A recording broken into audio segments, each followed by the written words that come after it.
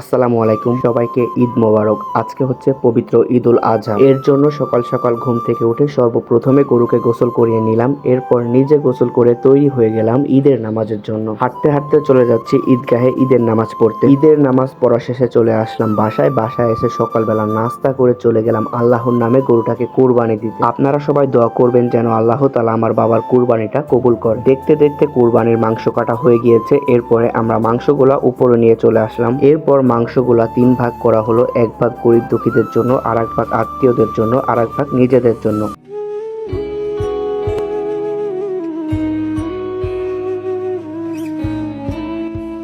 আলহামদুলিল্লাহ, অবশেষে কুরবানির সমস্ত কাজকর্ম শেষ করে পরে আরো একবার শাওয়ার নিয়ে রেডি হয়ে চলে গেলাম ফরিদপুর 4 আসনের এমপি শহীদুল ইসলাম বাবুল ভাইয়ের বাসায় ঈদের শুভেচ্ছা বিনিময় করতে। দেন বাসায় এসে আমি কুরবানির মাংস দিয়ে ভাত খাইতেছিলাম। আজকের এই কুরবানি ঈদের ভিডিওটা ছিল এই পর্যন্তই। আপনাদের কাছে যদি ভিডিওটা একটু ভালো লেগে থাকে অবশ্যই একটি লাইক করে দিবেন এবং আমার এই চ্যানেলে যদি নতুন হয়ে থাকেন অবশ্যই আমার এই চ্যানেলটি সাবস্ক্রাইব করে দিবেন। পরবর্তী ভিডিও দেখার জন্য অপেক্ষায় থাকুন। ততক্ষণ পর্যন্ত ভালো থাকুন, সুস্থ থাকুন এবং নিজের টেক কেয়ার করুন। টাটা, বাই বাই, আল্লাহ হাফেজ।